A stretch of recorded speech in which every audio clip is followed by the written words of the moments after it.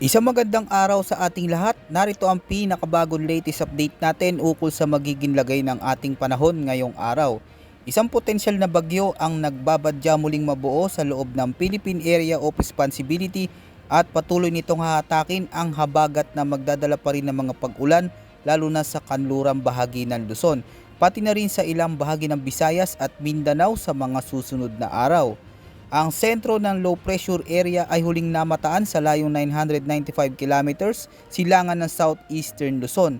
Base sa pinakabagong datos ng weather model na ginagamit natin ngayon, pinapakita na may mataas na posibilidad na lumakas pa ito bilang isang ganap na bagyo sa mga susunod na araw. At kung tuloy-tuloy ang galaw nito mga kabayan, posibleng lumapit muli ito sa may silangang bahagi ng Northern Luzon. Bagamat hindi ito nakikitang tatama sa ating kalupaan, huwag pa rin tayong makampante dahil palalakasin nito ang hanging habagat na magdadala ng mga malalakas na pag-ulan lalo na sa kanlurang bahagi ng Luzon at Visayas. Dahil sa pag-iral ng pinalakas na hanging habagat o southwest monsoon ngayong araw, inaasahan na maulap na kalangitan na may tsansa ng malalakas na buhos ng ulan sa mga lugar sa Zambales, Occidental Mindoro at sa may Bataan. Ang mga pag-ulan na ito ay dulot ng habagat kaya maging alerto sa banta ng mga pagbaha at pagguho ng lupa lalo na kung may mga malalakas na pag-ulan. Samantala magiging maulang panahon din na may malalakas na pag-ulan dulot ng habagat sa mga lugar sa Ilocos Region, Tarlac, Pampanga, Bulacan, Benguet, Cavite, Laguna, Batangas maging Rizal at sa may Oriental Mindoro.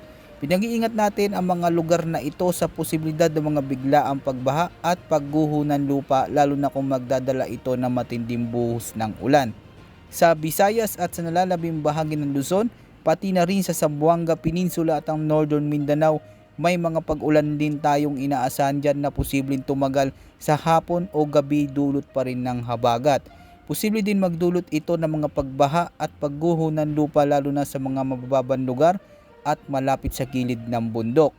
At sa nalalabing bahagi ng Mindanao, asahan na maulap hanggang sa maulap na kalangitan na may posibilidad ng mga kalat-kalat na pag-ulan at thunderstorms dulot pa rin ng habagat.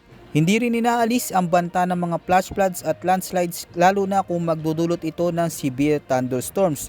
Anyway mga kabayan, kung sakaling mabuo bilang ganap na bagyo ang low pressure area na patuloy natin minomonitor, tatawagin itong Dante ng Pag-asa, ang ika-4 na bagyo sa loob ng Philippine Area of Responsibility ngayong taon. Tandaan natin na marami pa ang pwedeng magbago sa magiging galaw nito sa mga susunod na araw kaya mahalagang manatiling alerto at updated sa mga weather update natin. Yan muna ang ating pinakabagong ulat panahon ngayong araw mga kabayan. Manatili po tayong alerto at patuloy po tayo na mag-ingat lalo na ngayong tag-ulan. Ito po ang inyong ulat panahon ng bansa, maaasahan anumang panahon.